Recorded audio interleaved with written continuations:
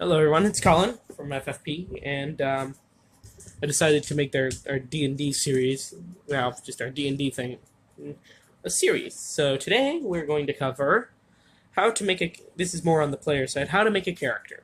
Okay.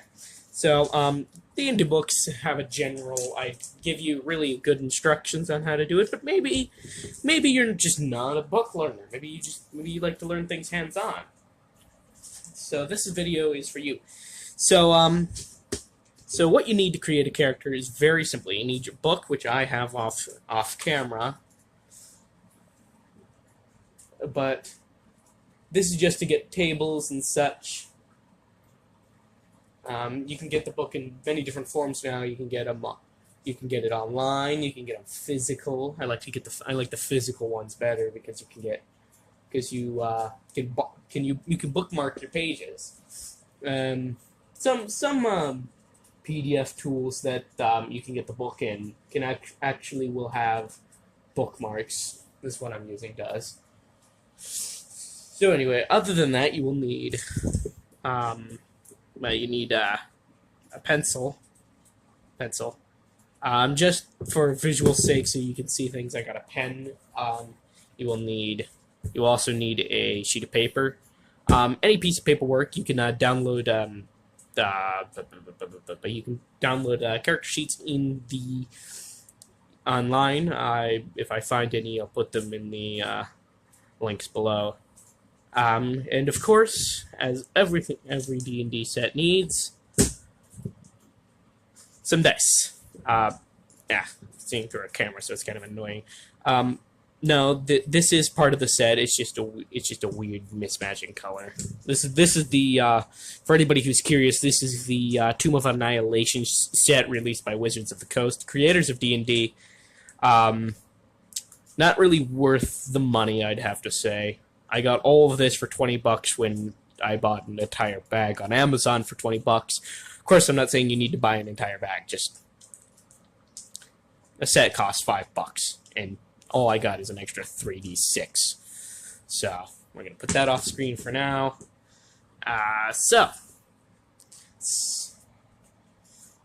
So first you want to really establish what is the race of your character. There are many different races in D&D in the core rules alone, but you can buy a number of expansions. So that's another reason. Many people say you can just use a character generator online or something, or on your phone or something. But I'd say for any good player, that's ink on my hand, whatever. For any good player, it's better to know how to make your character, just in case you decide you want to play a race that maybe your generator doesn't have. Some generators make custom characters, but that's just a lot of work. So you might just want to know. Plus, it's generally a good idea if you really don't have that information. In the player's handbook for fifth edition, the most recent edition, there's actually a whole section dedicated to creating a character. But so yeah, we're gonna go with the most simplest of races, the human. Humans are generally very midline, very easy to start off characters. They don't really have any special traits, which is the downside. So,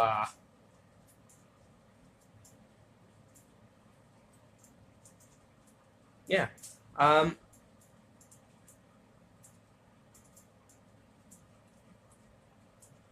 So, they're very. Here on your little sheet of paper, you can excuse my bad handwriting and my bad hands. I'm not really good manicuring myself. So anyway, well, it's first another advantage of having a paper is you can actually customize the layout. So I'm gonna put my player name over here. So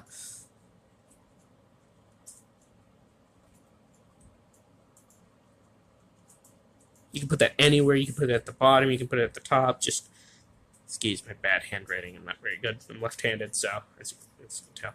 So yeah, you'll put your player name here. General layouts will have your character name here, and then you can put your race.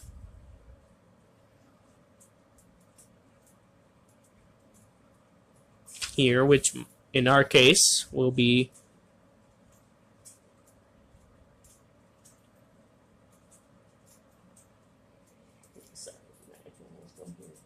okay. So you'll have your race here, and then after race, you will pick your class. There are also a number of different classes in D&D. All of them are very different in what they can do in their races. So this will affect you for the rest of the game. There are a number of magic users, just straight up fighters. You want to pick this first, over maybe rolling your stats, because your class here, should actually affect what you have in your list. So, say if you're a wizard, you will want your intelligence to be your highest score. Warlock, you want charisma. A fighter, you'll want strength. Rogue, dexterity. There's a number of different ways to set up your character, but there are various ways that are the best to set up. So for our simplicity's sake, we will pick one of the fighters, because we don't have to pick out spells. So we'll just pick out a straight fighter.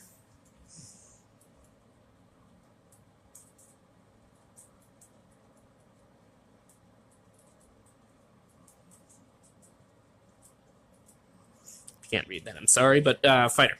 So you have your fighter here, race here, class here, player name there.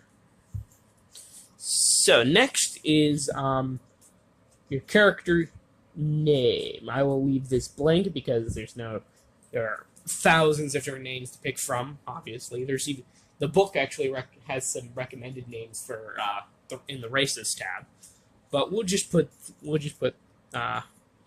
C name there for there.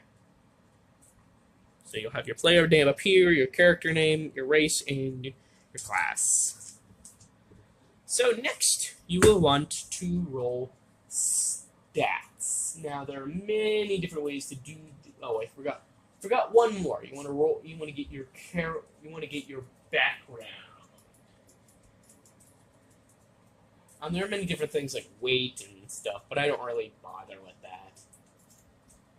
So,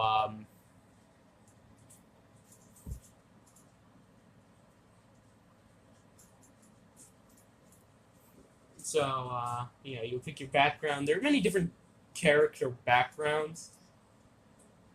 Let's see here. I'm trying to find it real quick.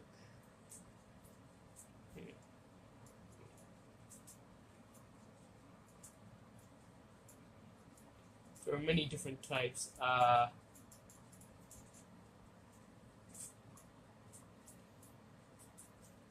I'd say pick the best that is to your play style.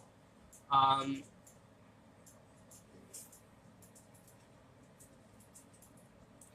are many different things.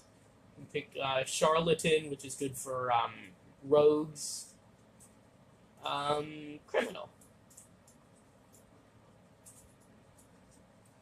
Sure. Our background will be a criminal.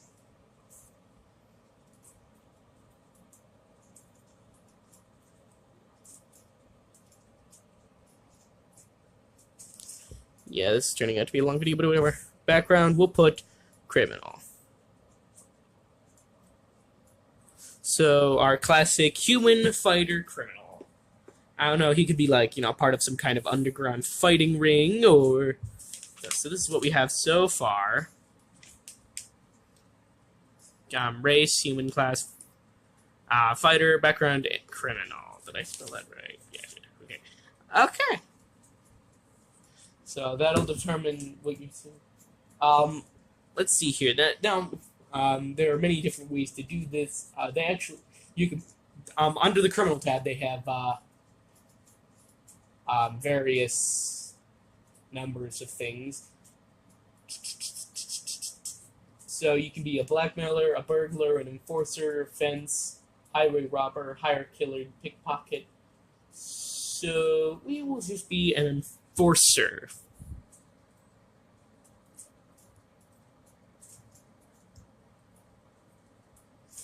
So we are a fighter, criminal, enforcer. Very nice. Very, very nice. So now we will get to our stats, which in most cases will come before the thing. But it's very simple. There are a number of different ways you can roll stats.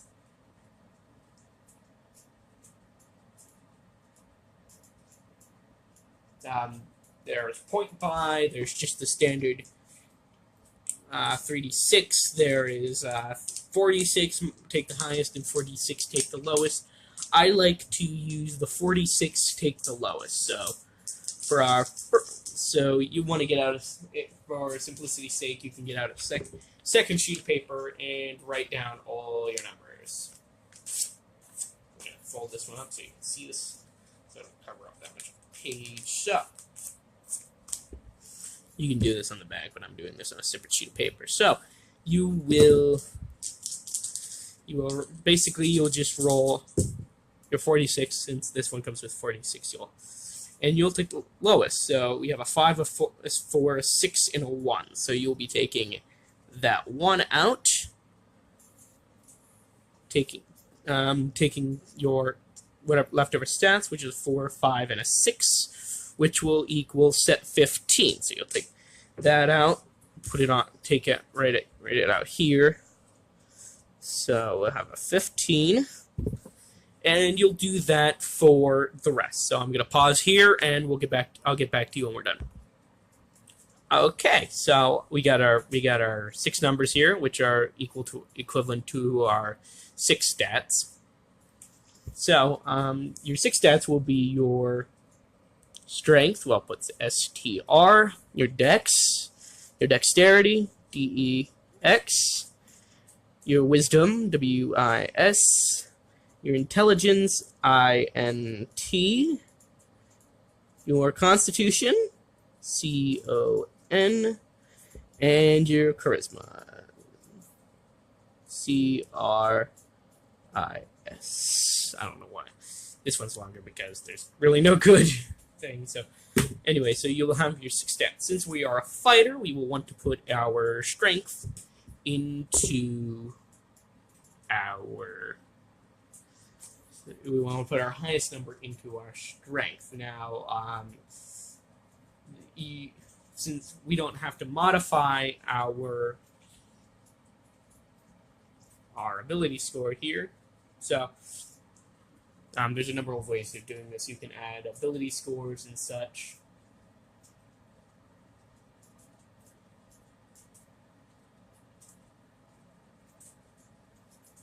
So your ability. So now we have to put our modifiers, I guess. So because we have 15, we are on the higher end of the spectrum. So we actually will get a +2 to that number. And let's see here. 13 will be a +1. 14 will also be a +2. And our 11s will be no modifier. If you have any numbers lower than like 10, you will start getting into the negative modifiers. So we will combine our ability scores. So we have 15 +2, which will... So add these all up and put them in your respective places. Like I said, if you're a wizard, you will want to put it in your intelligence. And basically, there's just whatever score your spell is required to use, that's where your highest will be. So I'll come back to you guys when I'm finished writing this out. Okay, so we have all that written down. So for my strength, I have 17. My dex 14, wisdom 11, intelligence 14, and 16. 16 for constitution, and also charisma at 11. So most people will put their lowest score into charisma because you don't really use it that often. But you can do this a number of different ways. Many people put their second highest stat in intelligence, but because I want mine to be kind of a brute in being able to take a lot of things, he will have a strength of 7. He has a constitution of 16, so if he gets hit with a poison, it's easy to pass a check. Plus, he can be a drunk if I wanted him to. So, there we go. So, that's really that. So now we have that done. We have to have starting gold. So starting gold is very different when it comes to whatever class you are. So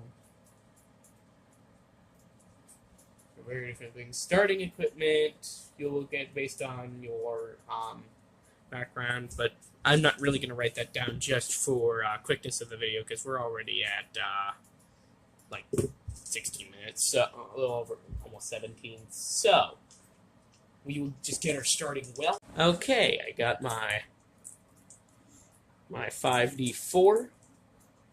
So you'll roll your 5d4, which I have here. So we're gonna roll. So we have a 1.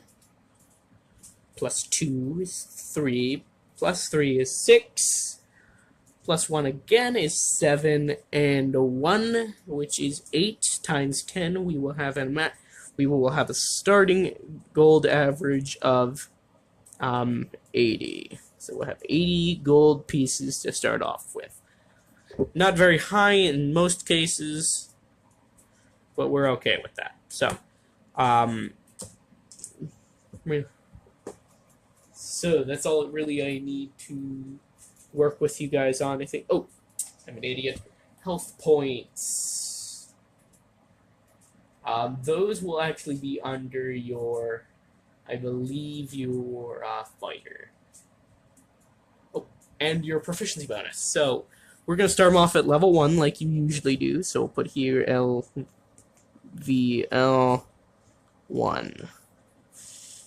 Usually you'd rate your XP, but we already know he's starting at 0, so we don't need to do anything. So at first level, your proficiency bonus is +2. So any skills based off your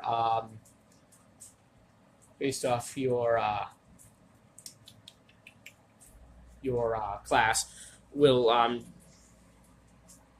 you'll get to add that to your +2 to that roll, to your maximum. So there are different things. We're not going to go over that. Just we're doing the simple stuff right now. So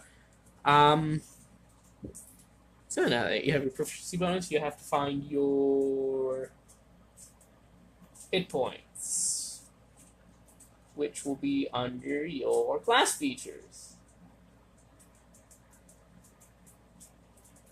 So, your hit dice is how much you can recover. So, our hit dice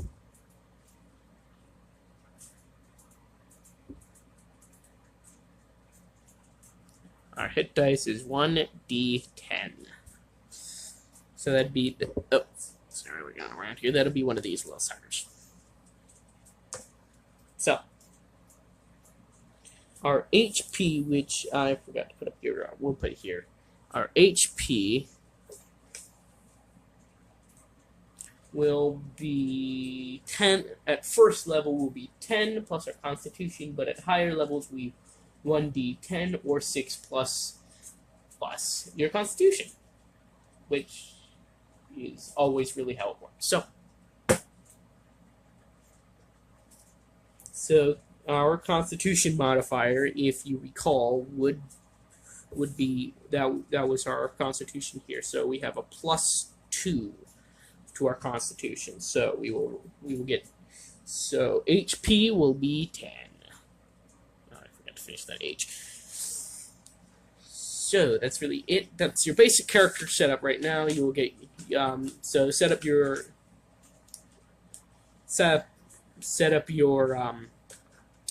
skills and weapon proficiencies by your equipment, and that's really it. So I hope this can help you get into the world of D&D, which is really just a fun, awesome way to just enjoy yourself. So that's really it from me, guys. So if you like that video, give it just a nice thumbs up.